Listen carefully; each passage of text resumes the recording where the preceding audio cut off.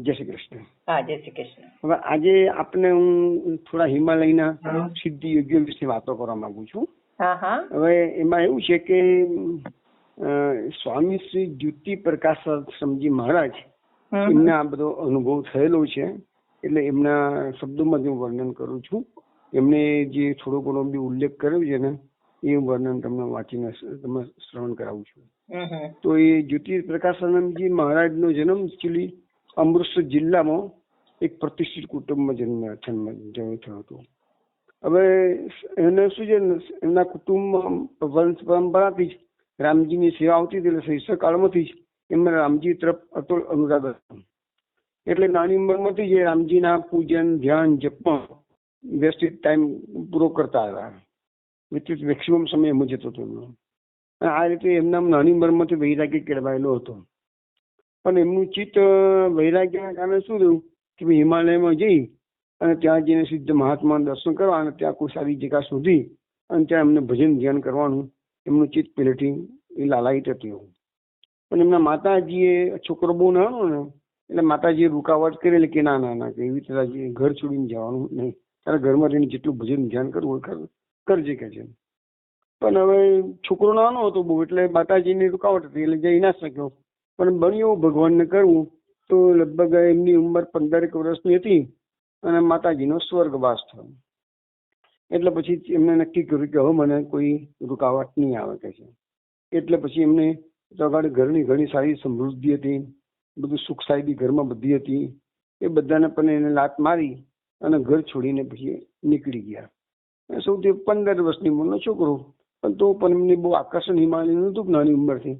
સૌથી પહેલા એ બદ્રીનારાયણ ગયા અને બદ્રીનારાયણમાં એમને ત્યાં આગળ દર્શન કરી લીધા. થોડો સમય તો રોકાયા. પછી એમને મનમાં તો એક જ વસ્તુ કે બદ્રીનારાયણ તો શું છે, આજે ઘણું વસ્તીવાળું થઈ ગયું છે તમારે. હવે જે સિદ્ધિયોગીઓ જે રહેતા હોય તમારી એ તો બધા એકાંતની અંદર ગુફાઓમાં તપસ્યા કરતા હોય. હવે એમનું મન તો મૂળ શું છે, સિદ્ધિયોગીના દર્શન કરવાનું હતું. એ બદ્રીનારાયણના દર્શન કરી અને પાછા એ પીપલ કોટી પર આવી ગયા. એકચ્યુઅલી છે ને જે આપણે હરિદ્વાર ઋષિકેશથી બદ્રીનારાયણ જઈએ ને તો બદ્રીનારાયણની પહેલા જોશીમઠ પણ આવે છે અને જોશીમઠ ને બદ્રીનારાયણની વચ્ચે એક આ પીપલ કોટી ગઈ જગ્યા આવે. આ જોશીમઠ કેવી જગ્યા છે કે જ્યાં બદ્રીનારાયણમાં જેટલા લોકોનો વસવાટ હોય તો બદ્રીનારાયણ છે ને એ લગભગ અખાત્રીજે લગભગ ખુલે. દર વર્ષે એની ફિક્સ જે ડેટો એનું મુહૂર્ત નક્કી થતું, પેપરમાં પણ એ ડેટો આવતી હોય છે કે ભાઈ 4 ધામ જે કહેવાય છે બદ્રીનારાયણ, ગંગોત્રી, જમનોત્રી, કેદારનાથ ને બદ્રીનાથ, તો એ ક્યારેક ખુલે છે. એની ડેટો બધી પેપરમાં આવતી હોય છે. અને શંકરાચાર્યના સમયથી લગભગ માનો કે શંકરાચાર્યને થઈ 1200-1300 વર્ષ થઈ ગયા હશે. તો એ શંકરાચાર્યના સમયથી એ જે બદ્રીનારાયણની પૂજાની જે વ્યવસ્થા ગોઠવાયેલી છે એ કેરાલિયન બ્રાહ્મણો એની પૂજા કરે છે. તો આજે 1200 વર્ષ થઈ ગયા શંકરાચાર્યને થઈ, તો પણ એ જ કેરાલિયન બ્રાહ્મણોનો વંશ છે, એ જ એ બદ્રીનારાયણની પૂજા કરે છે. બીજા કોઈનો એમાં અધિકાર નથી. તો બદ્રીનારાયણમાં જેટલા લોકોનો ગામનો વસવાટ છે ને એ બધાનું એક ઘર જોશી મઠમાં હોય અને એક ઘર બદ્રીનારાયણમાં. એવી રીતે દરેક જગ્યાએ કેદારનાથ હોય તો ગૌરીકુંડમાં એક ઘર હોય. એવી રીતે આ લોકોનું બધું જે ગંગોત્રી, જમનોત્રી હોય એ લોકોને પણ મને લાગે જાનકી ચટ્ટી કે એવી રીતે ઘર તો હોય. બધાના 2 ઘર હોય. અહીંયા બી હોય ત્યાં બી હોય. 6 મહિના ત્યાં રહે, 6 મહિના બદ્રીનારાયણ ખુલ્લું રહે. તો અખાત્રીજે ખુલે તો લગભગ ભાઈબીજની આસપાસ એ મંદિર બંધ થાય ત્યાં સુધી દર્શન ખુલ્લા રહે. આવી રીતે લગભગ દર વર્ષે આ પ્રકાર ચાલતો હોય. વર્ષોથી આ પરંપરા ચાલે છે. તો વચ્ચે જે પીપલકોટી ગામ આવે છે ને એ પીપલકોટી ગામ સુધી આ બદ્રીનારાયણના દર્શન કરી અને સ્વામી શ્રી જ્યોતિ પ્રકાશાનંદજી એ પીપલ ચટ્ટી પર આવી ગયા. એ પીપલકોટી પણ કહે છે, પીપલ ચટ્ટી પણ કહે છે. ત્યાં આવી ગયા. હવે એમને છે ને ઘણા મહાત્મા મુખેથી સાંભળેલું કે ભાઈ આ હિમાલયમાં તો અસંખ્ય સિદ્ધ મહાત્માઓ રહે છે, પણ જેનું ભાગ્ય હોય એને જ આ દર્શન આપે. બાકી દર્શન તમને થાય નહીં. બાકી જોવા મળે ઠેર ઠેર, જોવા ના મળે પણ ઠેર ઠેર હોય છે, પણ દર્શન તમને થાય નહીં. એટલે હવે આ સ્વામીશ્રીની ભાષામાં હું વર્ણન કરું છું. કેમ કે લખ્યું છે, સ્વામીશ્રીએ લખ્યું કે હું માર્ગ છોડી અને પીપલ ચટ્ટી સુધી આવી ગયો અને પીપલ ચેપટીથી જે મેઇન માર્ગ હતો બદ્રીનારાયણનો કે આ બાજુ નીચે ઋષિકેશ આવવાનો, એ માર્ગ છોડી અને પૂર્વ તરફની દિશા પકડી અને બધા પહાડો હું ચડવા લાગ્યો. હવે આમાં શું છે કે આજે પણ હિમાલયમાં જે પગદંડી જગાડી રસ્તો હતા તો બદ્રીનારાયણનો રસ્તો અને આપણા કેદારનાથ બદ્રીનાથ ગંગોત્રી યમનોત્રી બધી ગાડીઓનો રસ્તો થઈ ગયો છે. ફક્ત બદ્રીનારાયણમાં અને ગંગોત્રીમાં બંને જગ્યાએ ઠેસ સુધી બસો જાય છે. આપણું વ્હીકલ પણ ઠેસ સુધી જાય 4-વ્હીલર. ફક્ત જમનોત્રી અને કેદારનાથ એ બંને જગ્યાએ આજે પણ ગાડીઓ જવાના રસ્તા ખુલ્લા નથી. અને કેદારનાથમાં જવું હોય તો લગભગ ગૌરીકુંડ નામની એક જગ્યા આવે છે, ત્યાંથી પછી તમને હવે તો મુશ્કેલ હેલિકોપ્ટરની સગવડ થઈ ગયેલી છે, પણ ત્યાંથી અમે લોકો જ્યારે ગયા હતા ઘોડા કરી દીધેલા ગૌરીકુંડથી. તો હવે તો હેલિકોપ્ટરની સગવડ જે છે ને એ માત્ર અહીંયા કેદારનાથ માટે છે. ગંગોત્રીમાં તો ઠેસ સુધી બસ જાય છે સવાલ નથી રહેતો, અને જમનોત્રીમાં તો મને લાગે છે ઘોડા અથવા તો ઉંમરલાયક માણસ હોય તો ડોલી કરવી પડતી હોય છે. તો બાકીના જે હિમાલયની જે જગાઓ છે આ સિવાયની આમાં પાકા રસ્તાઓ પણ છે બધી 4 જગાઓના. એ સિવાયમાં તો જેવું હતું નાનકડી પગદંડી જ હોય. અને અમે જયારે કૈલાસ માણસો યાત્રા કરવા ગયા છીએ તમને ખબર છે કે આખા પહાડી ઇલાકાઓમાં દૂર દૂર સુધી કોઈ વસ્તી જોવા જ ના મળતી હોય, પણ ક્યારેક ક્યારેક તમને નાના નાના ઝૂંપડાના, માન કે 10 ઝૂંપડાનું ગામ હોય, 15 ઝૂંપડાનું ગામ હોય, એવા નાના નાના ગામ હોય અને તો થોડી સપાટ ભૂમિ હોય એ લોકો ખેતીવાડી વગેરે કરતા હોય છે. પણ એવું બહુ ઓછું જોવા મળે, ક્યાંક ક્યાંક જોવા મળે, બસ છૂટું છવાયું. તો સ્વામીજી એવું લખે છે કે હું લગભગ એ પૂર્વ દિશામાં પીપલકોટીથી 20 દિવસ સુધી મેં ચાલ કર્યું તો ક્યાંક ક્યાંક પહાડો પર છૂટી છવાઈ વસ્તી જોવા મને મળી. પણ એનાથી આગળ તો કોઈ ઝૂંપડા પણ જોવા મળ્યા નહીં અને કોઈ પગદંડી પણ પછી જોવા મળી ના. કે કોઈ માણસ વસ્તી હોય તો નાનકડી પગદંડી હોય ને, માનવ વસ્તી ના હોય તો પગદંડી ક્યાંથી હોય? એટલે પગદંડી પણ જોવા મળતી હતી નહીં. પણ ક્યાંક ક્યાંક પેલા હિંસક પશુઓની આવજા ચાલતી હોય એટલે થોડીક લાગે કે અહીંયાથી રસ્તો જઈ રહ્યો છે એમ. એટલે હિંસક પશુઓના કારણે અમે જ્યાં જાય ને એટલે એટલા પૂરતું આપણે નાનકડી પગદંડી જેવું દેખાય. કેટલા ભાગમાં છોડવા ઉગ્યા ના હોય અથવા તો થોડુંક જગા થોડી સાફ થઈ ગયેલી હોય એટલે એના કારણે નાનકડી પગદંડી જેવું જોવા મળે. હવે કે જે લખે છે કે એક પર્વત પર ચડીએ એટલે એમ લાગે કે હા આ તો ઘણો મોટો પર્વત છે, હવે આગળ તો એનાથી ઊંચે જવાનું હશે જ નહીં, બસ આ ફાઇનલ ઊંચાઈ હશે. પણ એક પર્વત પર ચડીને ઉપર જઈએ ટોચ પર તાને ખબર પડે કે ઓહો બીજો મોટો પર્વત તો એનાથી આગળ ઉભો જ છે. હવે તમને જે લોકો હિમાલયન બેન ખ્યાલ હશે કે હિમાલયમાં કેવું છે, પર્વતોની હારમાળા છે. હિમાલય એક પર્વત, હિમાલયમાં અસંખ્ય પર્વતોની હારમાળા છે. અને એની ગોઠવણી કેવી છે કે જે એક પર્વત ચડો પાછો બીજી બાજુ ઉતરો, પાછો બીજો પર્વત ચડો પાછો બીજી બાજુ ઉતરો, એટલે ચડવું ઉતરવું ચડવું ઉતરવું એક કન્ટિન્યુઅસ પ્રક્રિયા ચાલે. એમ કરતા કરતા કરતા કરતા કરતા ઠેઠ ઉપર જવાય છે. તો એક પર્વત ચડ્યા પછી તરત જ બીજો ઊંચો પર્વત જોવા મળ્યો. અને આમ નામ તો સ્વામીજી લખે છે કે પર્વતો જ પર્વતો હતા. એ હવે આ બધું જગ્યા કેવી છે કે એક બાજુ ઊંચા પર્વતો હોય, માનો કે ડાબી બાજુ ઊંચા પર્વતો હોય અને જમણી બાજુ ઊંડી ખીણો હોય. તો એ ખીણ અને આ પર્વત એ બેની વચ્ચે નાનકડી પગદંડી થયેલી હોય કે નાનકડી સોકડી ગલી થયેલી હોય, એના પર આવજા ચાલતી હોય.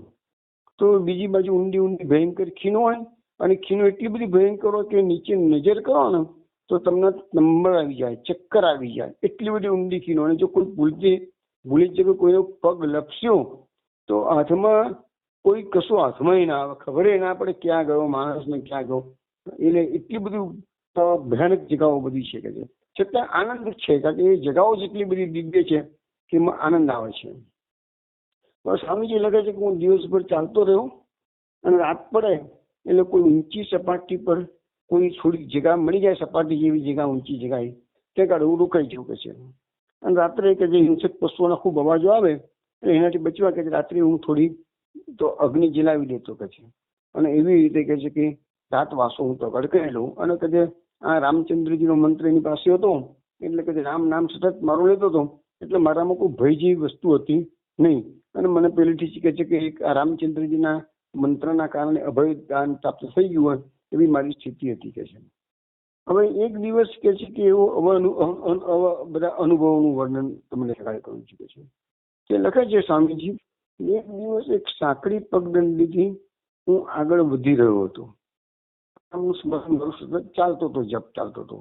મનમાં અભિલાષા એક જ હતી કે મને ક્યાંક સિદ્ધ પુરુષોના દર્શન થઈ જાય. અને હું ધીરે ધીરે ધીરે ધીરે આગળ વધી રહેલો હતો. અને ત્યાં મેં સામે જોયું તો મારા માર્ગની અંદર સામેથી એક ભયાનક સિંહ આવી રહ્યો હતો.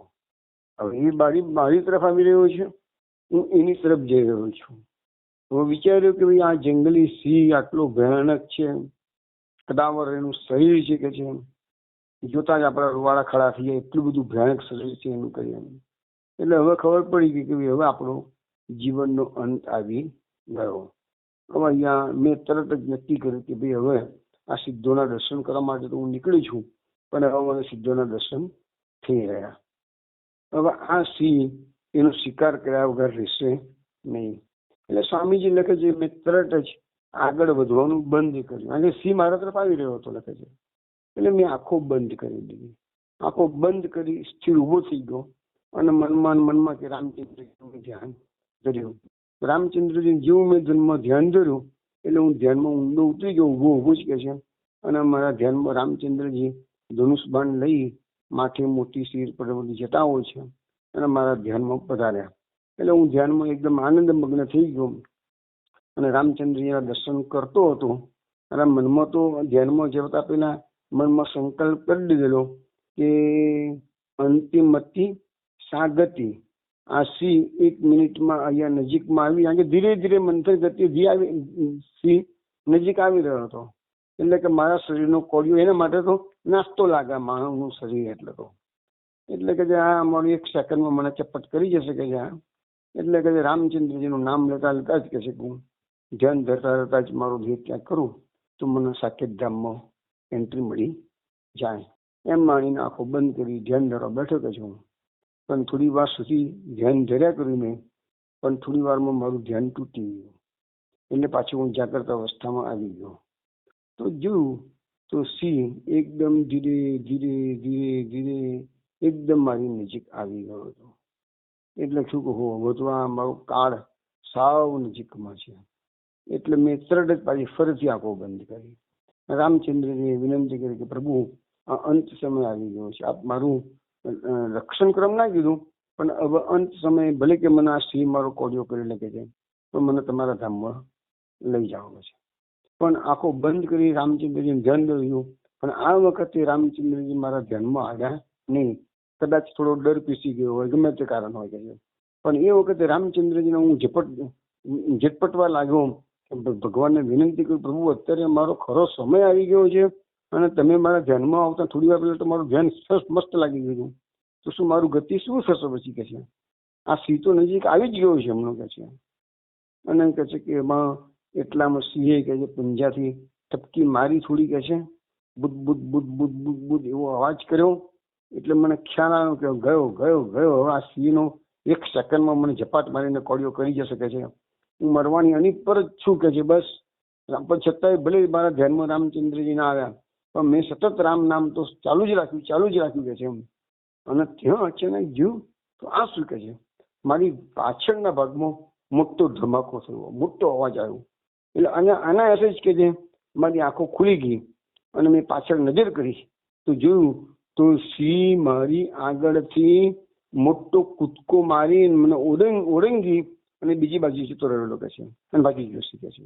એટલે આનો અર્થ એવો થાય, લખ્યું નથી અંદર, આનો અર્થ એવો થાય કે સિંહને આ પ્રકાશાનંદજીને આ જ્યોતિ પ્રકાશાનંદજીને એવું લાગ્યું હોય કે સિંહ મારો શિકાર કરશે. પોતાના સિંહને એવું લાગ્યું હોય કે આ મારો કાર સામે આવ્યો છે. એટલે સિંહ પણ પાછળ ફરી શકે એવી પોઝિશન હતો નહીં, કારણ કે બધી એકદમ સાંકડી કેડીઓ હતી બધી. તો આ પ્રકાશાનંદજી પણ પાછળ ફરી શકે એમ હતા નહીં. એટલે સિંહે જોરદાર છલાંગ લગાવી અને એવો કૂદકો માર્યો કે એમને ઓળંગીને બીજી બાજુ કૂદકો મારી અને સિંહ નાસી ગયો. તો આ એક વિરળ અનુભવ એમ કે મને તો ગાડે આવી હિમાલયની ભૂમિમાં થયો. પછી કે છે કે પછી ખ્યાલ આવી ગયો કે ભાઈ મને તરત આપણે રામચરિત માસની ચોપાઈ યાદ આવી ગઈ કે જાનકી નાથ સહાય કરે તબ કોણ બિગાડ કરે નર તેરો. જો તારો જાનકીનાથ સહાય કરતો હોય તો તારું કોઈ બિગાડી શું શકવાનું છે કે એ ચોપાઈ કે મને યાદ આવી ગઈ છે. પણ મને પ્રભુના ધામમાં પહોંચવાની આ એક સરસ તક મારા હાથમાંથી છૂટી ગઈ, એનું મને બહુ દુઃખ થયું કે છે. અને આ દુઃખ એવું થયું કે સતત 3 દિવસ સુધી મારા નેત્રોમાંથી અશ્રુ નીકળતા રહ્યા કે પ્રભુ આ એક સરસ તક હતી, મારા ધામમાં મને આવા મળતું કે છે. ભલે મને સિદ્ધોના દર્શન ના હતા, મારા શ્રી મારો કોળિયો કરી ગયો હતો, સતત રામચંદ્રજીનું સ્મરણ કરતો કરતો દેહ ત્યાગ કરત તો મને સાકેત ધામ મળી જાત કે મારી આ તક ભગવાન મેં ગુમાવી લીધી કે છે. અને લખ્યું છે કે 3 દિવસ સુધી મારા નેત્રોમાંથી પ્રેમાશ્રુ નીકળતા રહ્યા.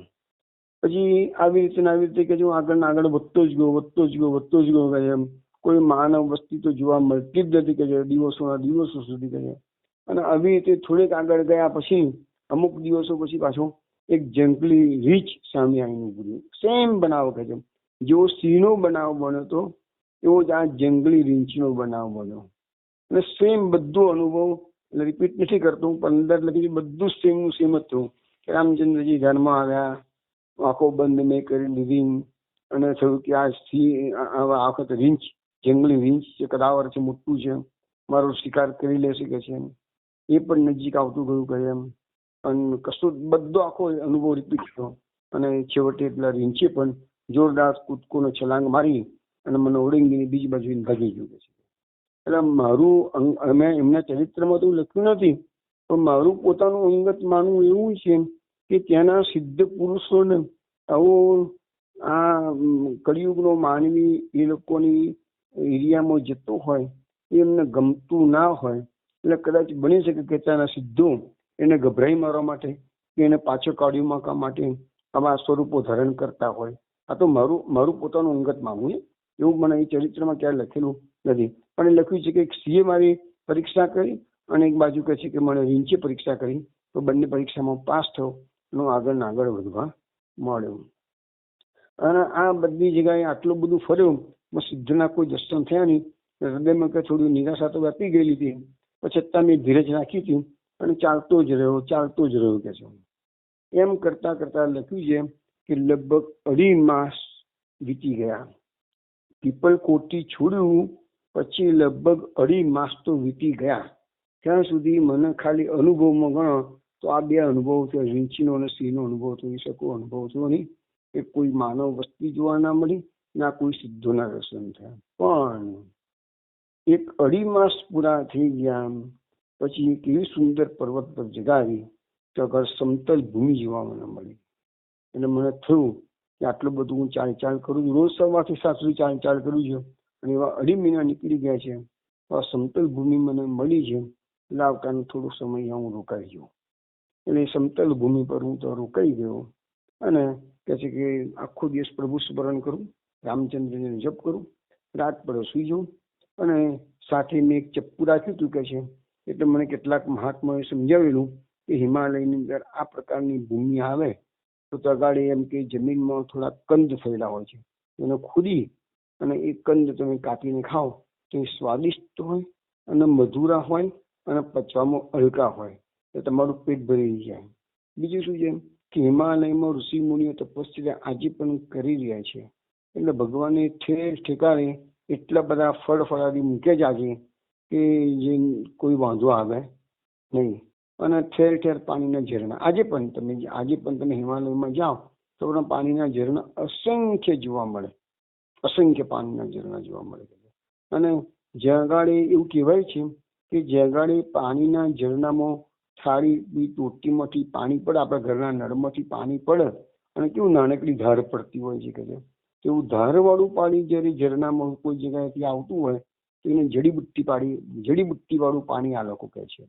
અને જ્યાં જોરદાર પાણી આવતું હોય ઝરણામાંથી, એકદમ જોરદાર વહેન થતું હોય જોરદાર, તો કહે છે કે એ પાણી નહાવા લાયક ખરું પણ પીવા લાયક નહીં કે છે. એવું બધા મેં જે સાંભળ્યું છે.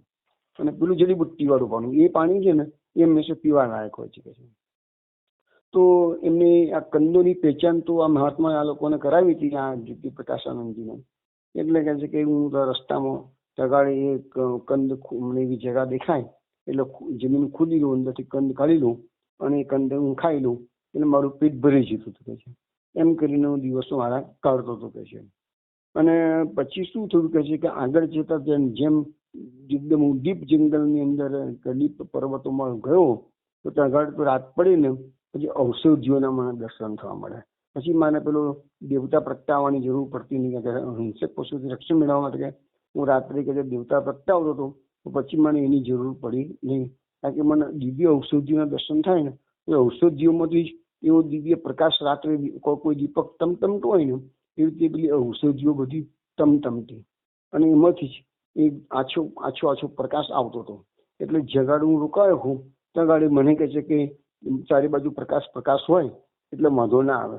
પણ આ દિવ્ય ઔષધિઓ એવી હતી કે એનાથી પ્રકાશ ભલે દેખાય પણ જો એ ઔષધિઓ લેવા માટે તમે નજીક જાઓ તો 4 ગજ દૂર હોય ત્યાં સુધી પ્રકાશ આવે અને નજીકમાં જાઓ તો દિવ્ય ઔષધિઓનો જે પ્રકાશ છે એ લુપ્ત થઈ જાય. એટલે અંધારામાં તમને દિવ્ય ઔષધિઓ જોવા મળે જ નહીં.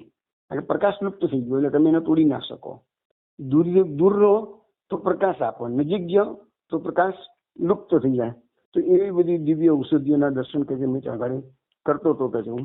પણ આપણી ઓળખ કે છે કે જે લોકો જાણકાર હોય એને જ બધી ઓળખ મળે. આજે પણ હિમાલયમાં એટલી જ દિવ્ય ઔષધિઓ છે, જડીબુટ્ટીઓ છે, પણ જે જાણકાર મહાત્માઓ છે એ જોઈ શકે. હવે લખે છે આગળ કે છે કે આમ પ્રભુ દિવ્ય મહિમાનો અનુભવ કરતા કેટલાક દિવસો મારા વીત્યા અને પછી કે છે હું ચાલ કર્યા કરતો હતો અને એક દિવસ એક ઊંચા કદાવર બ્રહ્મચારી મહાત્મા જતા હતા એ મારી સામે આવીને ઉભા રહ્યા. મોટા કે છે, બહુ જ કદમાં મોટા હતા કે છે, જટાઓ મોટી હતી કે છે અને બ્રહ્મચારી મહાત્મા જેવા લાગતા હતા કે છે. એટલે મારી સામે આવીને ઉભા રહ્યા અને સંસ્કૃતમાં આ સ્વામી પ્રકાશાનંદજીને જ્યોતિ પ્રકાશાનંદજીને પૂછ્યું, કસ્ત્વમ કુતશ્ચ સમાયાતમ, તું કોણ છે, તું ક્યાંથી આવ્યો છે? મેં હિન્દીમાં, સ્વામીજી લખે છે કે મેં હિન્દીમાં જવાબ આપ્યો કે સિદ્ધો જોવા માટે હું આવ્યો છું કે છે, દર્શન કરવા આવ્યો સિદ્ધો નાખે છે. તો સ્વામીજી પેલા બ્રહ્મચારી મહારાજે પૂછ્યું, પણ તું આવ્યો કેવી રીતે? અહીં આવવાનું તો ઘણી જ કઠિન છે કે છે. તો કે મેં જવાબ આપ્યો કે રામજીની કૃપાથી આવ્યો છું, સિદ્ધોના દર્શનની ઉત્કટ ઈચ્છા છે માટે આવ્યો છું કે છે. તો પેલા બ્રહ્મચારી મહારાજ બોલ્યા કે ભાઈ નીચે ઋષિકેશથી શરૂ કરી અને આખા હિમાલયમાં બધે જ સિદ્ધ મહાત્માઓનો વસવાટ છે કે છે, પણ કળિયુગના સામાન્ય માનવી અને એના દર્શન શક્ય નથી. તો તમે અહીંયા દર્શન કરવા આવ્યા છો તો પેલા એ મને જણાવો કે તમે ગાયત્રીના કેટલા પુરસ્ચન કર્યા છે? અહીં આવતા પહેલા યોગ્યતા, તમે અહીં આવતા પહેલા એમની યોગ્યતા પ્રાપ્ત કરી છે કે છે સિદ્ધોના દર્શનની? તો કે શું યોગ્યતા? ગાયત્રીના કેટલા પુરસ્ચરણ કર્યા? પેલા ચૂપ થઈ ગયા, ઉંમર તો નાની હતી એમની. પછી કયું તપ કર્યું તમે કે છે? સિદ્ધોના દર્શન કરવા માટેની લાયકાત માટે તપસ્યા તો હોવી જોઈએ ને કે જીવનમાં. તમે વૈરાગ્ય કેળવ્યો છે કે છે? તમે કયા શાસ્ત્રોનો અભ્યાસ કરીને અધ્યાત્મ જ્ઞાન પ્રાપ્ત કર્યું છે કે છે? તમે આત્મજ્ઞાની થયા છો કે છે? તો પેલા તમારી લાયકાત તો કરવા પછી સિદ્ધોના દર્શન થાય કે છે. તો એ કહી દીધું બ્રહ્મચારી મહારાજે કે આવી બધી લાયકાત હશે તો જ તમને સિદ્ધોના દર્શન થશે. માટે તમે તમારા ગામ પાછા જતા રહો, જેથી આવે તો જતા રહો કે છે, અહીંયા આગળ વધશો નહીં કે છે. અને તમારા ગામ કે તમારા વતનમાં જઈ આ બધી વાતો મેં તમને જે કરી એ યોગ્યતા પૂરેપૂરી પ્રાપ્ત કરો અને પછી તમે દર્શન કરવા માટે આવજો, તો જ તમને સિદ્ધોના દર્શન થશે. એ સિવાય તમને સિદ્ધોના દર્શન થશે નહીં. એટલે આ જ્યોતિ પ્રકાશાનંદજી એ બ્રહ્મચારી મહારાજને બે હાથ જોડી માથું નમાવી વિનંતી કરીને કીધું, મહારાજ ક્ષમા કરશો, હું મારું દેહ પાડવા તૈયાર છું, પણ દર્શન કર્યા વિના તો હું પાછો નહીં જ જવું કે છે. તમે મને માર્ગદર્શન આપો, તમે કહો એ કરવા હું તૈયાર છું, પણ હું અહીં જ કરીશ. હવે હું વતનમાં પાછું જવા માંગતો નથી અને જવું તો સિદ્ધોના દર્શન કરીને પછી જ જવું કે છે. એટલે બહુ પેલા એને બરાબરની એની ઉલટ તપાસ કરી દીધી, બરાબરની જોયું એની તાલાવેલી કેટલી છે. પછી લાગ્યું ના માણસ થોડોક અધિકારી છે કે છે, એટલે કે સારું કે છે, ચલો તમારી ઈચ્છા છે તો ભલે તમે અહીંયા રહો કે છે. પણ મને પછી એને કહ્યું કે હું તમને એક એવી જગ્યાએ લઈ જઉં છું ત્યાં તમે રહો કે છે, અહીંયા ના આવી શકે છે.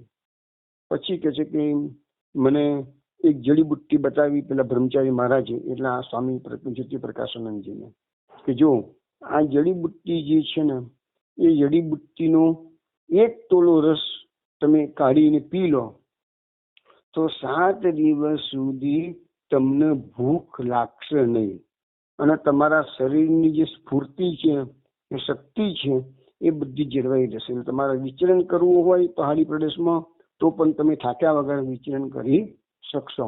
તો એ પ્રકારની જડીબુટ્ટીની ઓળખાણ આ જ્યોતિ પ્રકાશાનંદજીને હતી નહીં, તો બ્રહ્મચારી મહારાજે કરાય કે આ પ્રકારની જડીબુટ્ટી તમે તોડીને લેશો તો તમને વાંધો નથી, અને એમાંથી તમારે 1 તોલો રસ પી જવાનો છે, તો તમને બધી રીતે કશો વાંધો આવશે નહીં. અને અહીંયા ઠેર ઠેર પાણીના ઝરણા તો છે જ, એટલે તમારે પાણીનું એમાંથી પાણી લેજો અને જડીબુટ્ટીનું સેવન કરજો. અને એમ કરીને બ્રહ્મચારી મહારાજ આ જ્યોતિ પ્રકાશાનંદજીને એક મોટા વડના ઝાડની પાસે લઈ ગયા અને કીધું કે આ ઝાડ પર રોકાઈ અને તમે થોડો સમય ભજન કરો, પછી તમને લઈ જઈશું કે છે. એટલે કે મને તો આગળ એ ઝાડનું વર્ણન કર્યું છે. એ વડનું ઝાડ એટલું બધું મોટું હતું કે એનું જે થડ હતું ને એનો ઘેરાવો લખ્યું છે કે લગભગ કશું તો 1 માઇલનો હશે. વિચાર કરો તમે, ઝાડનું થડ, એનો ઘેરાવો 1 માઇલનો ઘેરાવો, એટલું મોટું ઝાડ હતું કે છે.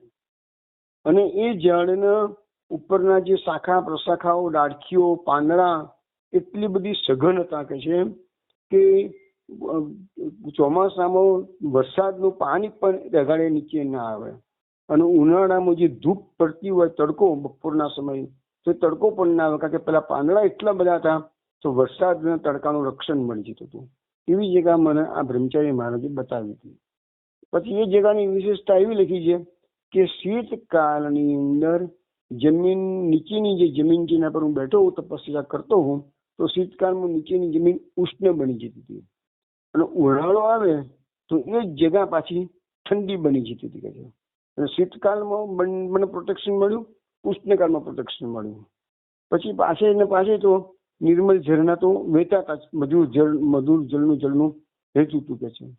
તો એની આજુબાજુ મેં જોયું અનેક ગુફાઓ હતી, અને એ ગુફાઓ એવી હતી કે ગુફાઓમાં ક્યાંક તમને ધૂની શક્તિ જોવા મળે, એટલે અંદરથી ધુમાડા નીકળતા હોય, પણ કોઈ સિદ્ધ મહાત્માઓના દર્શન એ ગુફામાં મને થયા નહીં. એટલો તો ખ્યાલ આવી ગયો કે આ ગુફાઓમાંથી ધૂની બહાર આવી રહી છે, એટલે અહીંયા સિદ્ધોની હાજરી છે, એટલો મને ખ્યાલ આવી ગયો.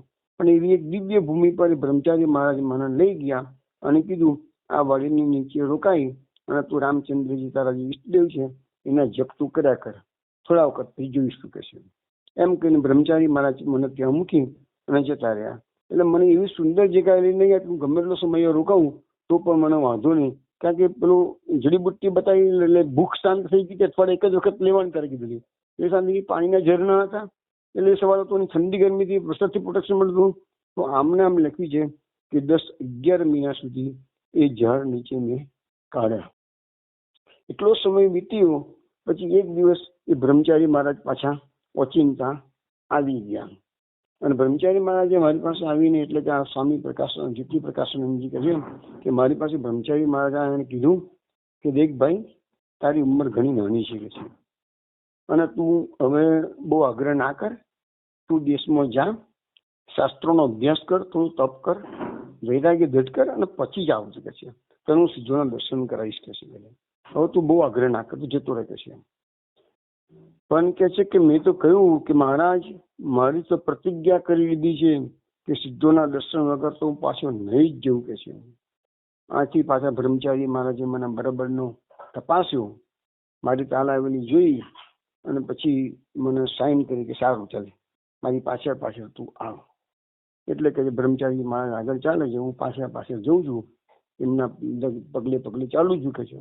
ચારે બાજુની વનરાજી દિવ્ય ભૂમિના દર્શન કરતો આગળ વધી ચૂકે છે. તો થોડુંક ચાલી, પણ એવી જગ્યા પર મને લઈ ગયા કે મને રસ્તો પણ યાદ રહે નહીં. અને એક જગ્યા પર મને લઈ ગયા તો તગાડી મેં જઈને જોયું તો એક જમીનની જોડે જ એક શિલા હતી, અને શિલાની પર એક યોગી પદ્માસનમાં સમાધિ લગાવીને બેઠેલા હતા. બ્રહ્મચારી મહારાજ તો અટકી ગયા અને એને કીધું કે જો તને સિદ્ધ પુરુષના દર્શન કરવા છે ને તો આ યોગી મહારાજ જે અત્યારે પદ્માસનમાં સમાધિ લગાવીને બેઠા છે ને એના દર્શન તું કરી લે છે. આ મારા ગુરુજી છે કે છે, અને આ સમાધિમાં બેઠે એને 100 વર્ષ કરતા વધારે સમય થઈ ગયો છે. 100 વર્ષથી સમાધિ એમની છૂટી નથી. એવા આ ગુરુજીના દર્શન તને કરાવું છું કે છે. અને એને લખ્યું છે કે ગુરુજીના દર્શન યોગીના સમાધિના દર્શન કર્યા તો કહે છે કે એ બેઠેલા હતા તો પણ એમનું કદ એટલું બધું હતું કે એમનું મસ્તક, હું ઊભો હતો તો પણ એમનું મસ્તક મારા મસ્તક કરતા ઊંચે થઈ જતું હતું કે છે. એટલું બધું એમનું વિશાળ કદ હતું કે છે. પછી એમની જટાઓ તો 100 વર્ષથી ઊભા થયા જ નતા, સમાધિમાં હતા, એટલે એમની જટાઓ એટલી બધી વિખરાયેલી હતી કે જેમ કે ચારે બાજુ જમીન પર જટાઓ દેખાતી હતી કે છે. પછી એમની ભ્રુકુટી મેં જોઈ તો ભ્રુકુટીના રોમ તો આપણી દાઢી વધી ગયેલી હોય એવા બધા કહે છે કે મોટી મોટી ભ્રુકુટીના રોમ વધી ગયેલા હતા. અને પછી એમના નખો પર મેં દ્રષ્ટિ કરી તો નખ તો સિંહના નખ હોય તો મોટા મોટા મેં નખ વધી ગયા. 100 વર્ષથી ઊભા જ થયા નથી, સમાધિસ્થ અવસ્થામાં છે, સમાધિ છૂટી જ નથી 100 વર્ષથી. અને બ્રહ્મચારી મહારાજ કહે આ મારા ગુરુ છે કે છે. પછી બ્રહ્મચારીએ કીધું કે ભાઈ હવે મારા ગુરુના દર્શન કર્યા, આ 100 વર્ષથી સમાધિસ્થ મહાત્માના દર્શન તને કરાયા, હવે તું આ સિદ્ધના દર્શન કરી દીધા છે, માટે હવે તું પાછો જતો રહે. અને હું તને પાછો પેલા વટવૃક્ષ નીચે મૂકી દઉં છું, ત્યાં તને જતા નહીં ફાવે કે છે. તું એકલો કે વટવૃક્ષ જોડે જઈ શકીશ જ નહીં કે છે. તો ત્યાં સુધી હું તને મૂકી દઉં છું અને ત્યાંથી પછી તું તારા ઘરે પાછો જતો રહે કે છે. પણ કહે છે કે આ સ્વામીજી લખે છે કે વટવૃક્ષની નીચે હું પાછો આવી ગયો અને આવીને પછી મેં બ્રહ્મચારી મહારાજને કીધું ના અહીંયા હું રોકાઉં છું, રામ નામનો જપ કરીશ કે છે, હું હમણાં અહીંયા રોકાઈ જઉં છું કે. પછી બ્રહ્મચારી મહારાજ પાછા અદ્રશ્ય થઈ ગયા અને જતા રહ્યા પોતાના સ્થાનમાં કહે છે. અને મેં કહે છે કેટલોક સમય રહ્યો અને પછી રામ નામનો જપ પેલા ઝાડની નીચે મને બધી સગવડ મળી જતી હતી કહે. એટલે ઝાડની નીચે હું રોકાઈ ગયો એ વટવૃક્ષની નીચે. અને ત્યાં પાછો કેટલોક સમય વીત્યો, પાછા બ્રહ્મચારી મહારાજ આવી ગયા અને આવીને મને કીધું ત્યાં સ્વામીજીને કે ભાઈ તમે હવે આ ઝાડ નીચે રોકાઈને સારા એવા જપ કરી અને તમે સારી એવી પવિત્રતા પ્રાપ્ત કરી લીધી છે કે છે. તમારી હવે થોડીક યોગ્યતા મને લાગે છે તમે યોગ્ય થયા છો સિદ્ધોના દર્શન કરવા માટે. તો ચલો તમને હજુ હું એક વધારે અનુભવ કરાવું, પણ આ વખત છેલ્લો અનુભવ છે, હવે વધારે અનુભવ તમને નહીં કરાવો. એમ કરી અને કે જે મને સાઇન કરી કે મારી પાછળ તમે આવો. એટલે એમની પાછળ જવા લાગ્યો. લખ્યું છે કે દિવસના લગભગ સવારે 8 વાગે આવી શકે છે. અને બ્રહ્મચારીજી મહારાજની પાછળ જતા એક મોટી ગુફા આવી અને ગુફાના દ્વાર પર સેંકડો મણનું વજન હોય એવી એક મોટી શિલા હતી કે છે. પણ બ્રહ્મચારી મહારાજે તો એક પલકની અંદર જરા પણ શ્રમ કર્યા વગર એ શિલાના શિલા હોય એવી રીતે સાધારણ હાથ લગાવ્યો તો શિલા ખસી ગઈ કે છે. એ શિલાને કહે છે ખસેડવાની શક્તિ તો 100 માણસો ભેગા થઈને ના ખસેડી શકે એવી શિલા હતી કે છે. પણ કહે છે કે પેલા બ્રહ્મચારી મહારાજે સહેજ મહિને ખસેડી લીધી. અને પછી કીધું કે ચલો આ ગુફા છે અંદર, એ ગુફામાં પ્રવેશ કરો. એટલે અમે બંને જણા ગુફામાં પ્રવેશ કર્યા. પાછા બ્રહ્મચારી મહારાજે પેલી શિલા જેવી ખસેડી હતી એવી પાછી યોગ્ય સ્થાન પર એને લગાવેલી. એની અંદર કોઈ હિંસક પશુ કે બીજા કોઈ અંદર આવી શકે નહીં કે છે. અને પછી અમે કે ગુફામાં અંદર ચાલવાનું ચાલુ કર્યું. તો મેં જોયું તો ગુફા એટલી સુંદર ગુફા હતી અને ઊંચી એટલી બધી મોટી હતી, પહોળી એટલી બધી હતી કે છે. અને ચારે બાજુ સંગેમરમર મરેલા આરસની બનાવેલી ગુફા હતી કે છે. તો કે હિમાલયની ભૂમિમાં આવી ગુફા, સુંદર ગુફા બની કેવી રીતે કે છે એમ મારા મનમાં વિચારો આવવા માંડ્યા છે. અને જોયું તો એ ગુફામાં સ્થળે અનેક છિદ્રો હતા અને એ છિદ્રોના કારણે સૂર્યનો પ્રકાશની રોશની અંદર આવતી હતી, એટલે બિલકુલ અંધારી ગુફા હતી નહીં. અને વાયુની પણ અવર જવર સારી હતી, એટલે કોઈ પણ પ્રકારની ગૂંગળામણ ન થાય કે ગભરામણ ન થાય એવું અંદરની સુંદર જગા બધી હતી કે છે. અને અમે લોકો ચાલ ગુફામાં કરી. ગુફા એટલી બધી વિશાળ હતી કે ઠેર સુધી ચાલ કર્યું ને તો લખ્યું છે કે બીજા લગભગ મેં બ્રહ્મચારી મહારાજની પાછળ લગભગ 8 કલાક સુધી ચાલ્યો હોઈશ કે છે. એટલી મોટી ગુફા હતી કે છે. અને એ 8 કલાક ચાલ્યા પછી એ ગુફાના બીજા દ્વાર પર અમે લોકો આવ્યા. તો ત્યાં પણ એ ગુફાના દ્વાર પર મોટી શિલા હતી કે છે, સેંકડો મણની શિલા કે છે. અને બ્રહ્મચારી મહારાજે સહેજ હાથ લગાવ્યો અને એ સ્લાઇડિંગ શિલાને ખસેડી લીધી કે છે. અને ખસેડી લીધી અને ગુફાની બહાર અમે જેવા આવ્યા, હું તો આભો બની ગયો. લખ્યું છે કે હું તો આભો બની ગયો તેનું દ્રશ્ય જોઈને. એક સુંદર મોટું મેદાન છે, ચારે બાજુ માઇલો ઊંચી પહાડીની દિવાલો છે, ને એ દિવાલોની અંદર અનેક અનેક ગુફાઓ છે. અને એ ગુફાઓમાં દરેક ગુફાઓમાં કેટલાય મહાત્માઓ સમાધિસ્થ થઈને બેઠેલા છે. ચારે બાજુનું એક દિવ્ય વાતાવરણ, ફળ ફૂલથી મધમતતી બધી લતાઓ અને વૃક્ષો હતા. દિવ્ય સુગંધિત વાતાવરણ હતું. સુંદર વાયુ વાહી રહ્યો હતો કે છે. અનેક ઝરણામાં મીઠું મીઠું જળ વહી રહ્યું હતું. અને એક મોટો ચારે બાજુ મોટો કિલ્લો હોય એવી રીતે વચ્ચે મેદાન અને ચારે બાજુ મોટો કિલ્લો, એટલે સુરક્ષિત એવી જગ્યા હતી કે છે. તો કહે છે કે મારી સમજમાં ના આવ્યું કે આવા હિમાલયની અંદર આવી ભવ્ય જગ્યા બની કેવી રીતે કે છે. એટલે મેં કહ્યું કે બ્રહ્મચારી મહારાજ, આ સ્થાન કયું સ્થાન છે કે છે. તો બ્રહ્મચારી મહારાજે કહ્યું, ભાઈ આ તો અર્જુનનો બનાવેલો કિલ્લો છે કે છે. અને વ્યાસજીની આજ્ઞાથી અર્જુન મહાભારત કાળમાં અહીં તપસ્યા કરવા માટે આવ્યો હતો. અને આ બધા મહાત્માઓને જે તમને દર્શન હું કરાવું છું એ બધા મહાત્માઓ મહાભારતના સમયથી અહીંયા સમાધિ લગાવીને બેઠેલા છે. તો આજે 5000 વર્ષ થયા, આ મહાત્માઓની સમાધિ હજુ છૂટી નથી કે છે. તો આ જગા માત્ર સિદ્ધજનો માટેની જ છે કે છે. કળિયુગમાં જન્મેલો માનવી અહીં સુધી આવી શકે જ નહીં. શક્તિ એ લોકોની શક્તિ જ નથી. કળિયુગમાં જે માનવી જન્મે છે ને એની શક્તિ જ નથી અહીં સુધી આવવાની કે છે. પણ અહીંયા તો મલમૂત્રનો ત્યાગ પણ કોઈ કરી શકે નહીં કે એવી આ દિવ્ય ભૂમિ છે કે છે. તો છતાં પણ તને કહે છે કે હું અહીંયા લઈને આવ્યો છું કે છે. એટલે પેલા ભાઈએ તો કહી દીધું સ્વામીજીએ કે ભાઈ હવે તો મને કે આવી સુંદર જગ્યા તપ કરવા માટે મળતી હોય તો હું પણ અહીંયા કે છે કે બેસીને તપસ્યા કરીશ, હું પણ સમાધિસ્થ બની જવું. અને પેલા બ્રહ્મચારી મહારાજ કીધું, ભાઈ એવી હઠ ના કરો.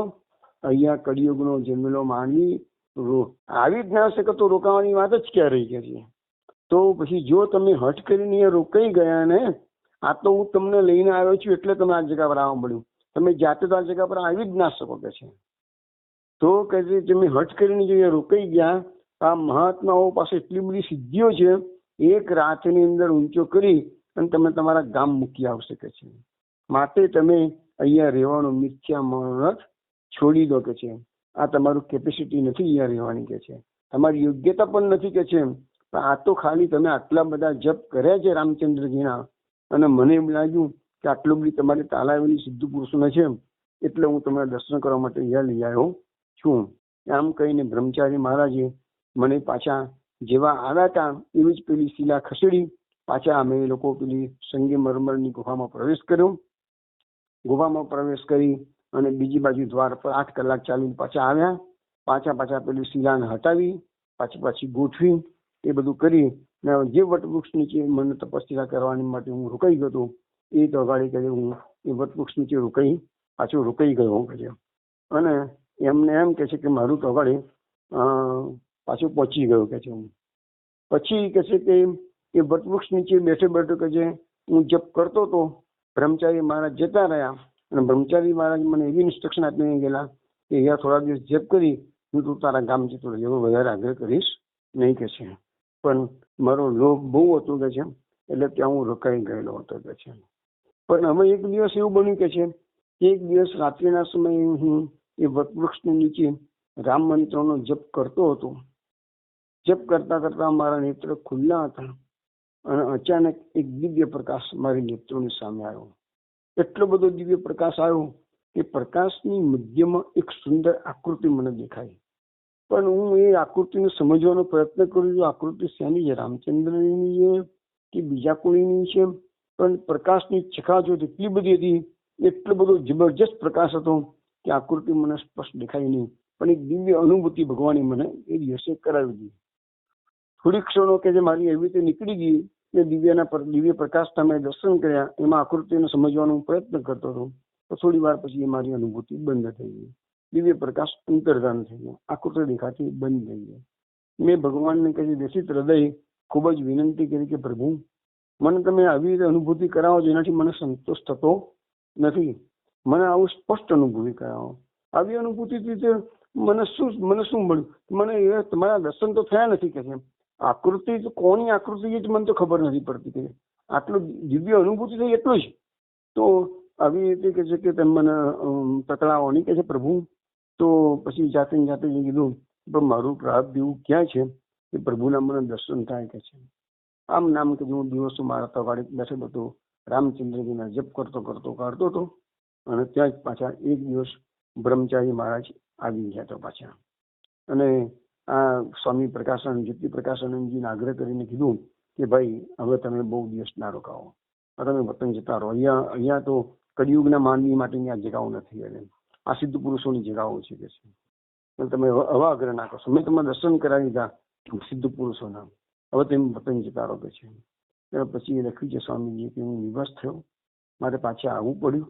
પણ પછી મેં નક્કી કરેલું મનમાં કે આ બ્રહ્મચારી મહારાજે મને કહ્યું છે એ પ્રમાણે થોડા વધારે અધ્યાત્મ શાસ્ત્રનો અભ્યાસ કરીશ, થોડા ગાયત્રીના પુરસ્ચરણ કરીશ, થોડું તપ કરીશ, વૈરાગ્ય કરીશ, અને પાછો આ ભૂમિમાં આવીશ ને કાયમ માટે રહીશ. એવો મેં કઈ મનમાં સંકલ્પ કર્યો. હવે આ બધી પાછા એ તો વતનમાં આવી ગયા તો ગાડી. અને પછી એમની આવીને આ બધી વાતો આ જે સંત હતા એને પછી ભગવાન દાસ શાસ્ત્રી કરીને એમના સંબંધી શાસ્ત્રીજી હતા, એને બધી વાતો કરી કે ભાઈ આવું બધું મને અનુભવ હિમાલયમાં ગયો હતો ત્યાં મને થયા. તો આ ભગવાન દાસ શાસ્ત્રી આ સ્વામીજીને રામ સેવકદાસજી કહેતા હતા. તો લખ્યું છે કે હવે પેલા ભગવાન દાસ શાસ્ત્રી લખે છે આ રામ સેવકદાસ સાથે મારો કે ઘણા સમય સુધી સાથ રહ્યો. તેઓ સમયે મને અનેક યાત્રાઓનું સુંદર વર્ણન શ્રવણ કરાવતા રહ્યા. અને એ જે ભગવાનના શાસ્ત્રી છે એ બિજનોરના વતની હતા. તો લખ્યું છે કે બિજનોરમાં આ સ્વામીજી જ્યારે પધારે ત્યારે ભગવાન ભવનમાં ઘણા સમય સુધી રહેતા. અને મેં આ સ્વામીજીને પ્રાર્થના કરી કે સ્વામીજી હવે તમે પાછો સંકલ્પ સિદ્ધ પુરુષ દર્શન કરવા જવા માટે નક્કી કરેલું છે તમારા મનમાં સંકલ્પ, તો જ્યારે તમે સિદ્ધાશ્રમમાં સિદ્ધ પુરુષ દર્શન કરવા માટે જાઓ કારણ જો સિદ્ધ યોગીઓ પાછાથી વાતો કરવાની તક મળી તમને, કે પહેલામાં તો પેલા 100 વર્ષથી સમાધિ લગાવીને બેઠા પહેલા વાત કરવાની તક ના મળી. પેલા જે હતા એ મહાભારત કાળના સમાધિસ્થ બધા યોગીઓ હતા એટલે વાત કરવાની તક ના મળી. પણ જો તમને કોઈ સિદ્ધ પુરુષ પાસે વાત કરવાની તક મળે એ સિદ્ધ યોગીઓ પાસેથી સૂર્યાદિ દિવ્ય લોકોનું વર્ણન, જે આપણે શાસ્ત્રમાં વર્ણન આવે છે ને સૂર્યની ગતિ, અર્ચિરાની ગતિ અને ધૂમ્ર ગતિ, એ સૂર્યલોક વગેરેમાં જે ગતિ થાય છે એનું વર્ણન તમે ત્યાંથી સાંભળતા આવજો. અને પછી આયા પછી મને શ્રવણ કરાવજો. પણ આ પછી કે જ્યોતિ પ્રકાશ સ્વામી પછી છૂટા પડી ગયા અમારાથી કે છે. પછી કે જે આ રામ સેવકજી એ પછી થોડા એ વખતે આ બધા બ્રહ્મચારી અવસ્થામાં હતા આ જ્યોતિ પ્રકાશાનંદજી. અને પછી એમને સમાચાર મળ્યા કે એમને સંન્યાસ લીધો છે. અને સંન્યાસ લઈ અને પછી નેપાળમાં વારા ક્ષેત્ર બાજુ ગયા અને ત્યાંથી પછી હિમાલયમાં સિદ્ધાશ્રમમાં દર્શન કરવા માટે ગયા હતા. એવા સમાચાર આ પંડિત ભગવાન દત્ત શાસ્ત્રીજીને પ્રાપ્ત થયા હતા.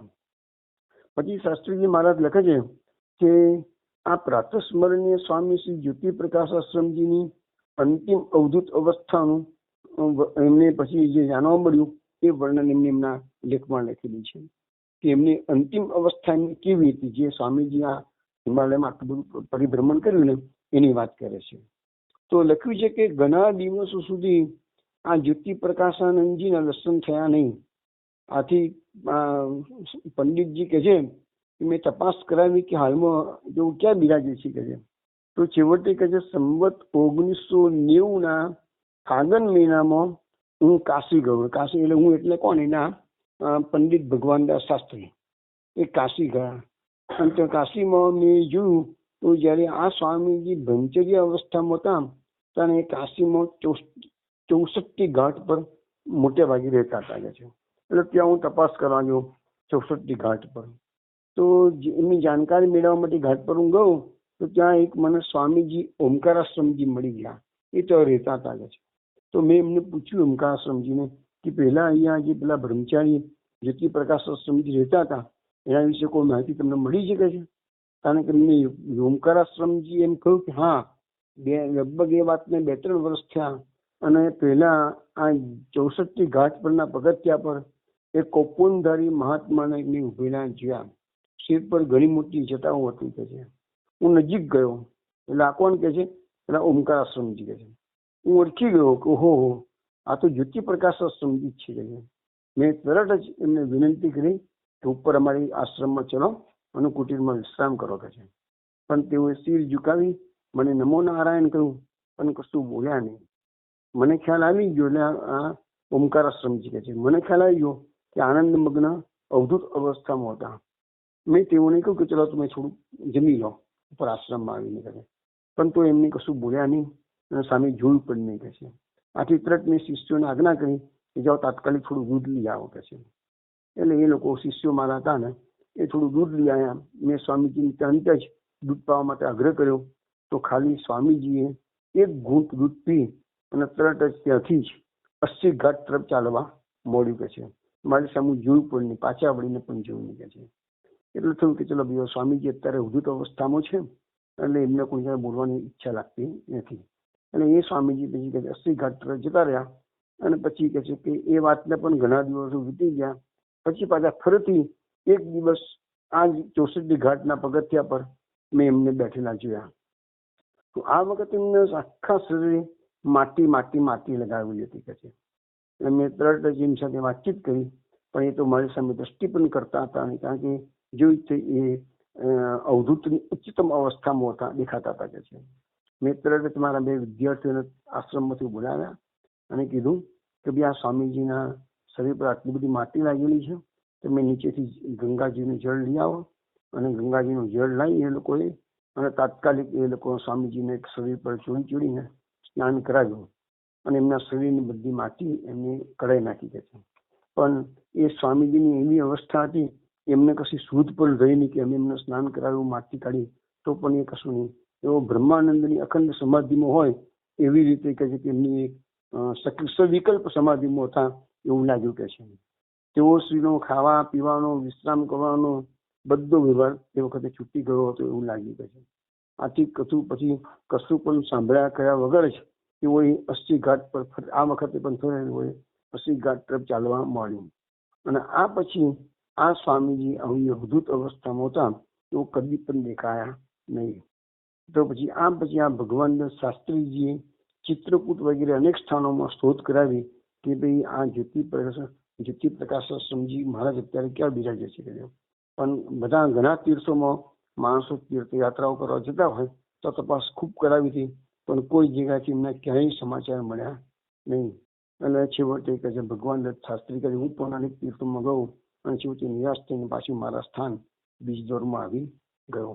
તો આ હિમાલયના સિદ્ધ પુરુષોનો જે અનુભવ સ્વામી જ્યોતિ પ્રકાશાશ્રમજીને જે થયેલો એમને આ ભગવાન દત્ત શાસ્ત્રીને કરેલો એ એમને એક લેખમાં બધો પ્રકટ કરેલો હતો. એમને આપણે બધાને શ્રવણ કરાયો. તો હિમાલયના સિદ્ધ યોગીઓની વાતો તો ઘણી બધી છે, તો આ તો એક સ્વામીજીનો અનુભવ મેં આપણને જણાવ્યો. હવે હું તમને હિમાલયની વાત નહીં કરી છે એટલે થોડુંક એની પણ વાત કરી લઉં કે હિમાલયમાં જે આપણે દર્શન કરવા માટે જઈએ છીએ એમાં મુખ્ય 4 ધામ છે. એમાં જમનોત્રી, ગંગોત્રી, કેદારનાથ, બદ્રીનાથ 4 ધામ. મેં તમને થોડી વાર પહેલા કીધું એમાં બદ્રીનાથ અને ગંગોત્રીમાં ઠેઠ સુધી બસો જાય છે. આપણે અહીંથી બી વ્હીકલ લઈ ગયા તો આપણું 4 વ્હીલર ઠેઠ સુધી જાય છે. હેલિકોપ્ટર થી જવા ગયા અથવા તો ઘોડા પર જવું પડે છે.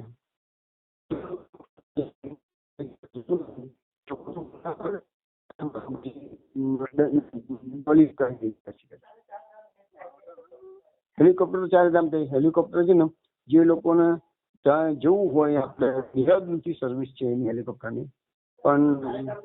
અને જે કેદારનાથ છે ને એની સર્વિસીસ તો ત્યાંથી નજીકમાં ગૌરીકુંડ આગળ એક પ્લેસ છે ત્યારે મને નથી આવતું પણ એ જગ્યાથી હેલિકોપ્ટર જાય છે તો કરે અને દર્શન કરાવીને પાછા સવારે જઈ સાંજે પાછા લઈ આવે. એવું પણ જાણવા મળ્યું છે કે દેહરાદૂનથી એક જ દાડામાં માણસને જાય તો 4 ધામના દર્શન એક જ દાડામાં જઈને સવારથી સાંજ સુધી પાછા લઈ આવે છે.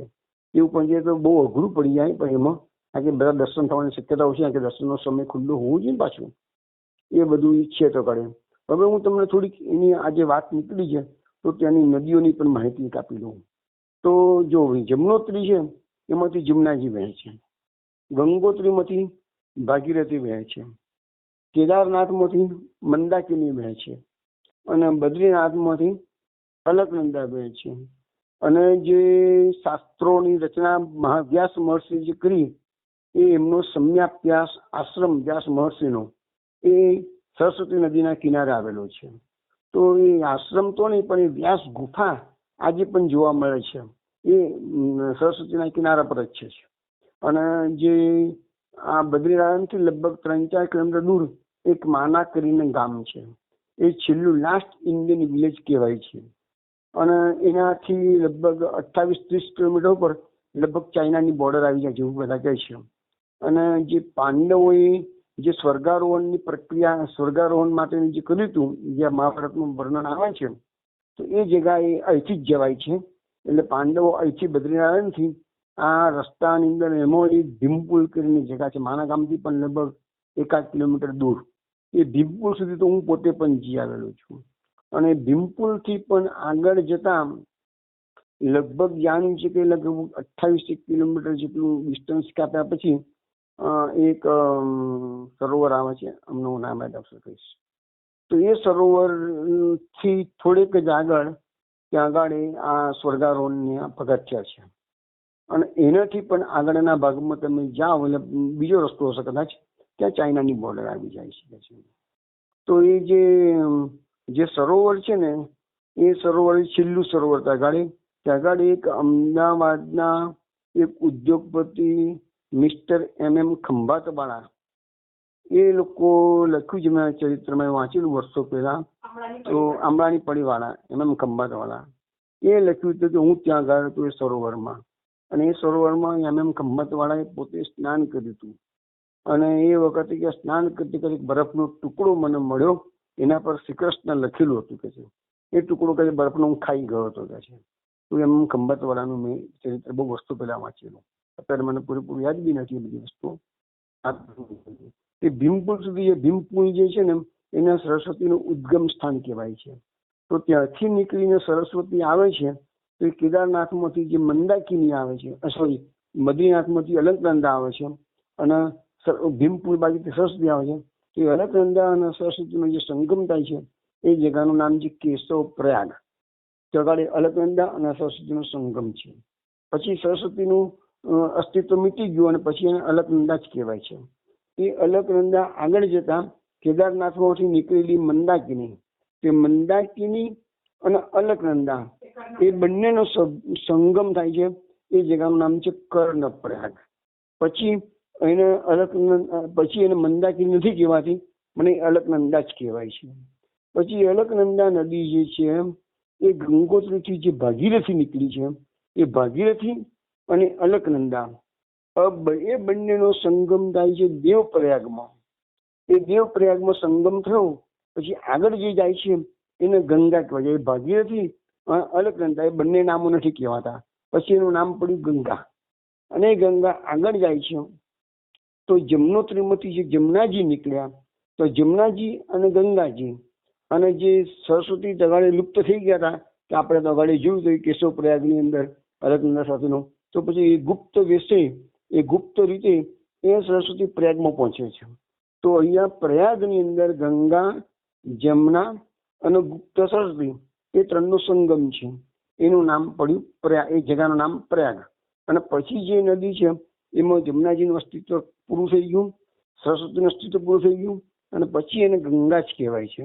અને ગંગા ત્યાંથી નીકળીને સીધી કલકત્તાથી આગળ જતા ગંગાસાગર જગાય છે. એ ગંગાસાગર ગંગા સાગરમાં વિલીન થઈ જાય છે. તો આખી મેં તમને એકદમ શોર્ટમાં 4-5 નદીઓનો થોડું તમને પરિચય કરાવી દીધો હિમાલયમાં. એટલે એ બધી જે જગાઓ છે સંગમ હંમેશા બધા પવિત્ર કહેવાતા હોય છે. આપણા સનાતન ધર્મની અંદર નદીઓનો સંગમ હોય કે નદીનો સાગર સાથેનો સંગમ હોય એ બધી જગાઓ મહાપવિત્ર ગણાતી હોય છે કે છે. અને એમાં અહીંયા પ્રયાગરાજ જે છે ને એમાં તો 3 નદીઓનો સંગમ છે, ગંગા, જમુના, સરસ્વતી. અને એના આપણા શાસ્ત્રોમાં ખાસ કરીને નારદ પુરાણમાં એના ઘણા ભરપેટ વખાણ કરવામાં આવેલા છે. અને એવું લખ્યું છે નારદ પુરાણની અંદર કે સ્વર્ગના દેવો પણ ભગવાનને વિનંતી કરે છે કે પ્રભુ હવે અમારો જન્મ થાય તો ભારતની ભૂમિમાં આપજે, અને જેથી ભારતની ભૂમિમાં અમે મકર અને માઘનું સ્નાન અહીંયા કરી શકીએ. તો મકર અને માઘનું સ્નાનનો આપણા શાસ્ત્રોમાં ઘણો મહિમા છે.